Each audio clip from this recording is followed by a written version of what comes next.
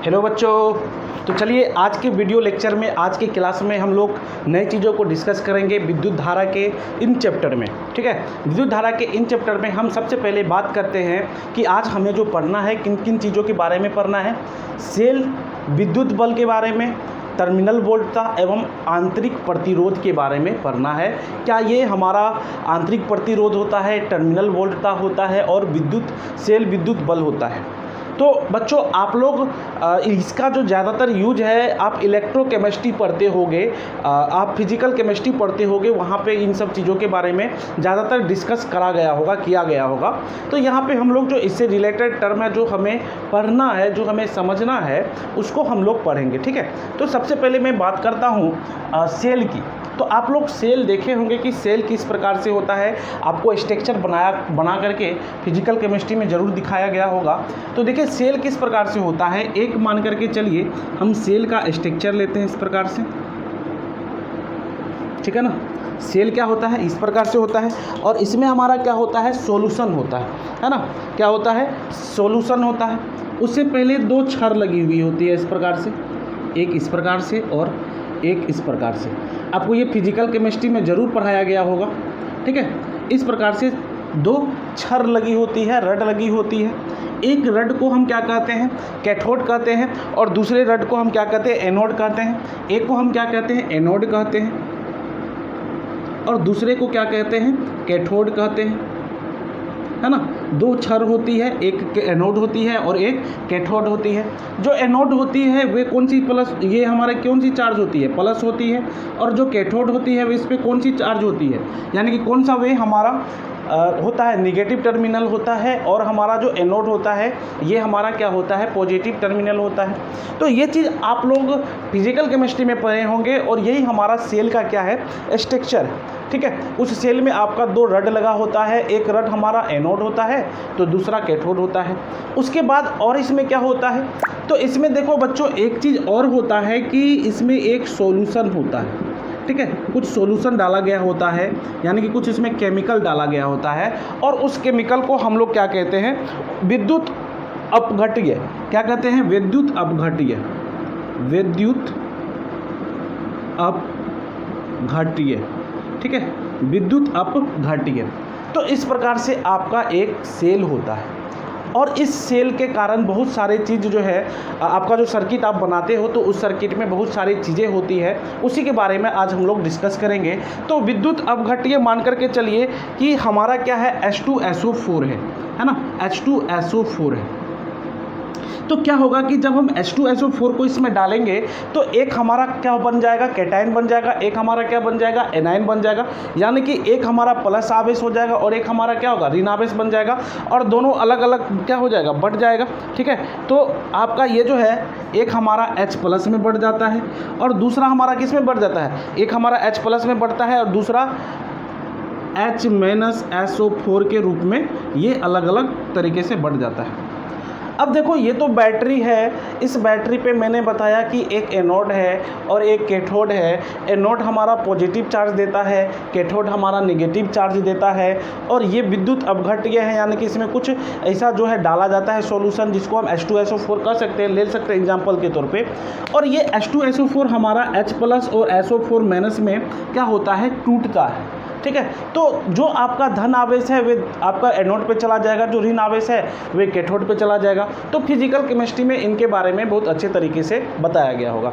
अब देखो बच्चों, हमारा जो बल्ब लगा होता है, हम लोग जनरली क्या सोचते हैं कि मान करके चलो एक सर्किट की बात करते हैं। ठीक है, एक सर्किट लेते हैं इस प्रकार से, यहाँ पे हमारा बैटरी जोड़ा हुआ है। ठीक है, और इस प्रकार से जा कर के यहाँ पे एक स्विच है।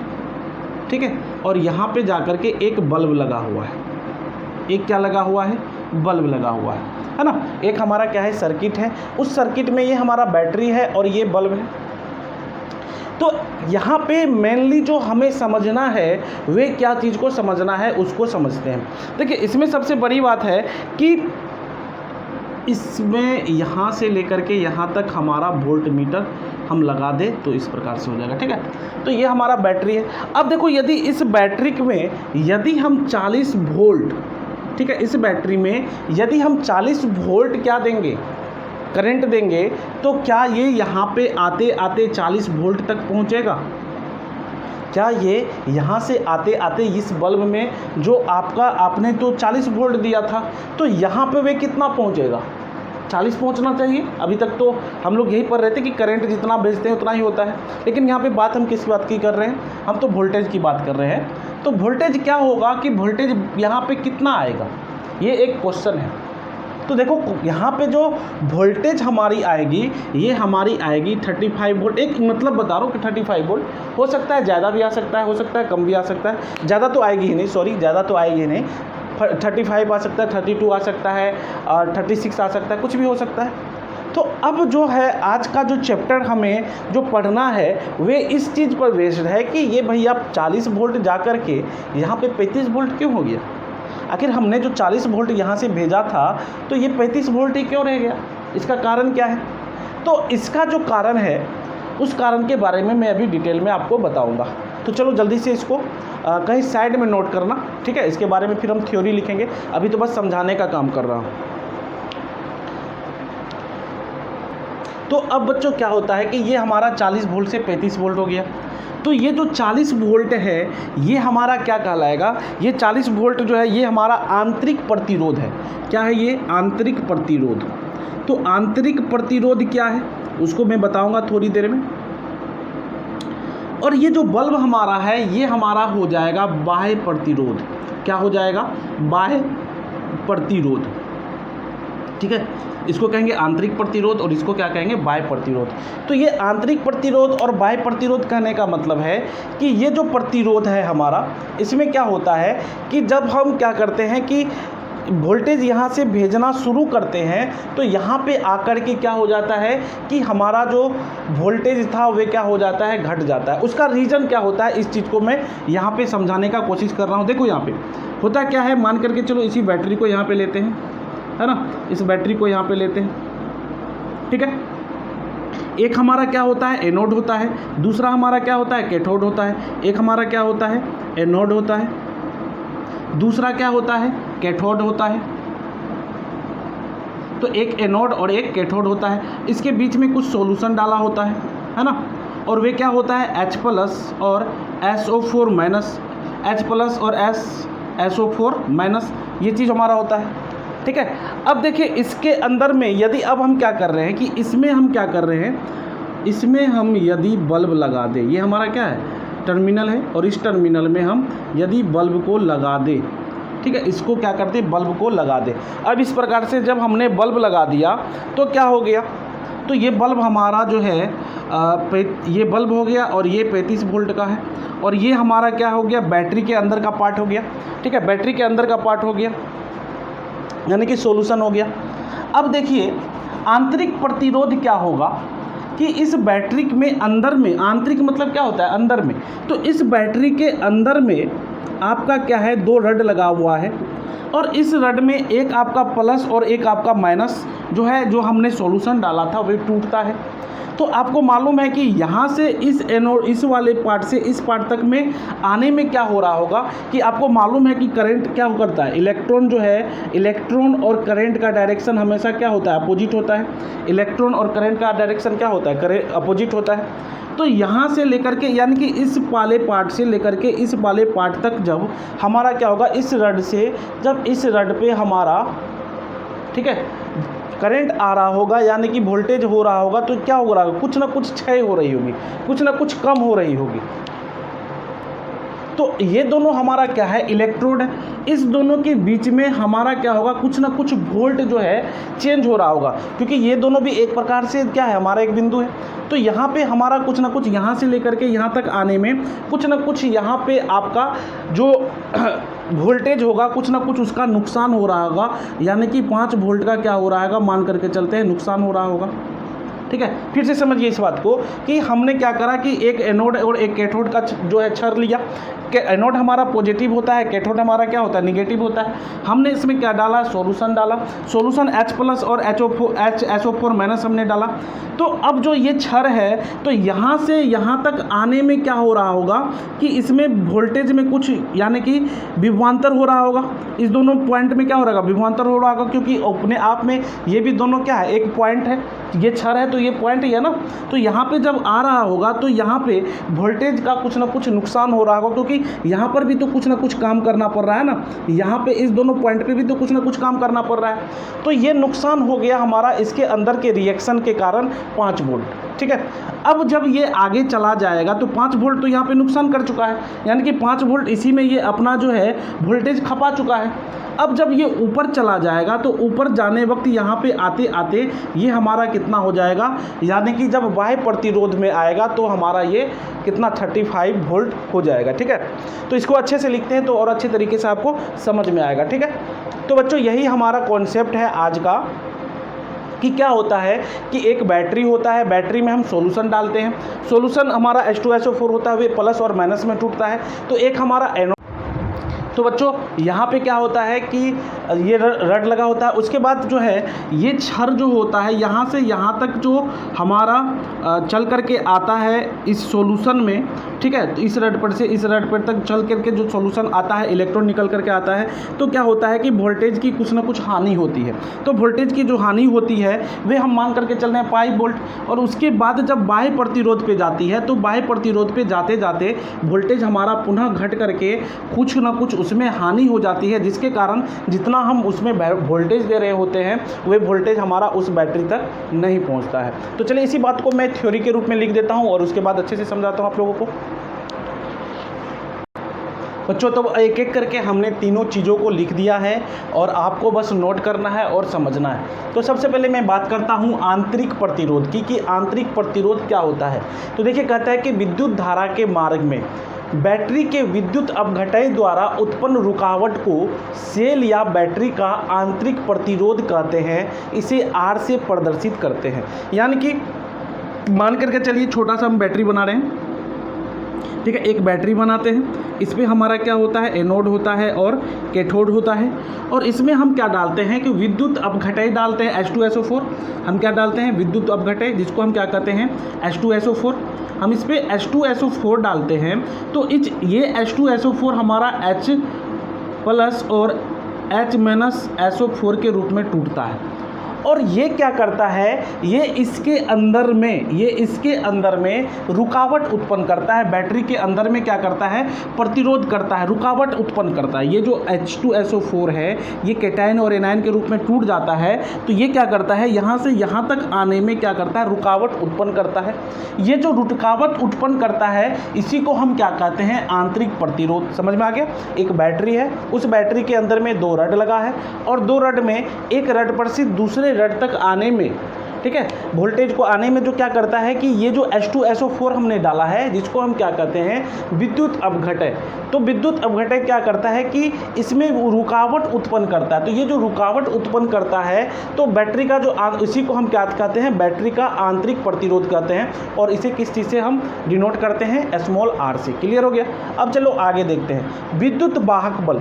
विद्युत वाहक बल किसे कहेंगे, तो कहता है जब एक सेल खुले परिपथ में होता है अर्थात उससे धारा प्राप्त नहीं करते हैं तो सेल को दोनों इलेक्ट्रोडों के मध्य विभवांतर विद्युत वाहक बल कहलाता है। इसे किस चीज़ से हम डिनोट करते हैं, तो ये ई है, ठीक है। ये अलग टाइप का जुबा ई है तो ई से प्रदर्शित करते हैं, ठीक है। जैसे मान करके चलिए ये दोनों हमारा क्या है, ये जो बैटरी है इस बैटरी में ये जो 2 छड़ है इस प्रकार से, तो ये दोनों हमारा क्या है, ये दोनों हमारा क्या है, छड़ है।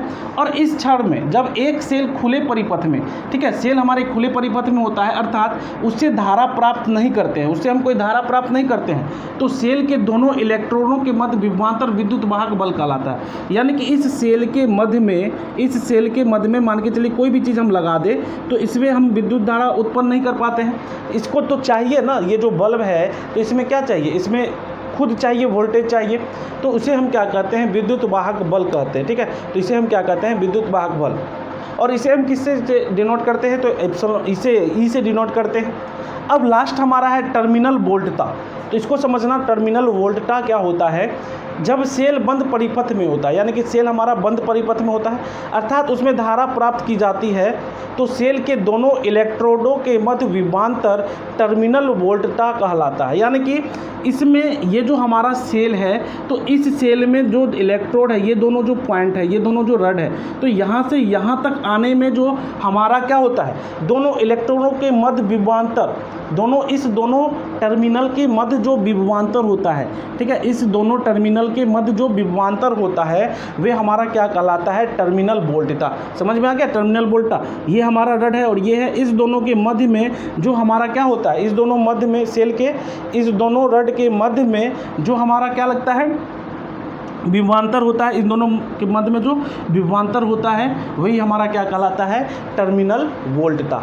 तो बच्चों एक एक करके तीनों पॉइंट को हमने डिस्कशन कर लिया है, ठीक है, और इसे किस चीज़ से डिनोट करते हैं, तो भी से डिनोट करते हैं। अब चलिए एक सर्किट बनाते हैं और उस सर्किट से और आगे इन चीज़ों को समझने की कोशिश करते हैं और एक हम फॉर्मूला निकालते हैं। चलिए देखते हैं। अब बच्चों इन चीज़ों को हम लोगों ने सीखा। अब बात करते हैं विद्युत वाहक बल की। तो विद्युत वाहक बल क्या होता है, तो इसके बारे में हम देखते हैं। विद्युत वाहक बल को सीखेंगे कि ये विद्युत वाहक बल क्या होता है। तो विद्युत वाहक बल की हम बात करते हैं। तो विद्युत वाहक बल बराबर क्या होता है, विद्युत वाहक बल जो है टर्मिनल वोल्टता और टर्मिनल वोल्टता और टर्मिनल वोल्टता और किसका, आंतरिक प्रतिरोध पर विभवांतर के हानि के योग के बराबर होता है। ठीक है, आंतरिक प्रतिरोध जो हमारा था, तो आंतरिक प्रतिरोध, ठीक है, आंतरिक प्रतिरोध जो हमारा था, तो आंतरिक प्रतिरोध पर जो विभवांतर में हानि हो रहा था, आंतरिक प्रतिरोध पर विभवांतर में जो हानि हो रहा था, ठीक है, विभवांतर में हानि के योग के क्या होता है, बराबर होता है। तो विद्युत वाहक बल क्या होता है, तो विद्युत वाहक बल होता है हमारा टर्मिनल वोल्टता और आंतरिक प्रतिरोध पर जो विभवांतर में हानि हो रहा था, अभी मैंने आपको बताया था कि कुछ ना कुछ हानि होता है, तो उसके योग के बराबर हमारा क्या होता है, विद्युत वाहक बल होता है। ठीक है, चलिए आगे देखते हैं। तो विद्युत वाहक बल को हम क्या लिखेंगे, तो विद्युत वाहक बल को हम इस तरह से लिखते हैं। ठीक है, अब ये जो है टर्मिनल वोल्टा प्लस आंतरिक प्रतिरोध पर विभवांतर में हानि। तो देखिए इसके लिए हम एक सर्किट बनाते हैं।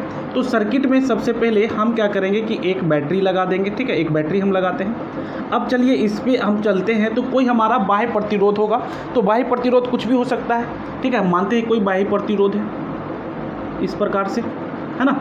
उसके बाद हम जाएंगे आगे और फिर क्या करेंगे, नीचे आएंगे, फिर यहाँ पे और इसके बीच में एक हम प्रतिरोध लगाएंगे। ठीक है, इस प्रकार से प्रतिरोध लगाएंगे। तो अब क्या होगा कि, और यहाँ पे एक स्विच लगा देते हैं। हाँ, अब क्या होगा, इसको थोड़ा सा बड़ा करते हैं, छोटा लग रहा है, थोड़ा मज़ा नहीं आ रहा है। ठीक है ना, थोड़ा सा बड़ा करते हैं। देखो इस प्रकार से, ठीक है, इस तरह से जाएंगे, इस तरह से जाएंगे। तो यहाँ पे क्या होगा बच्चों कि ये जो हम IR प्लस IR लिख रहे हैं, ये क्या चीज़ लिख रहे हैं, तो हमने जो आपको बताया था कि जो बल्ब होगा उस बल्ब में हमारा क्या होता है, हम कोई बैटरी से जब वो भेज रहे होते हैं बल्ब के पास, तो वहाँ पे हमारा 35 वोल्ट होता है। तो वे 35 वोल्ट, यानी कि यहाँ पे बाह्य प्रतिरोध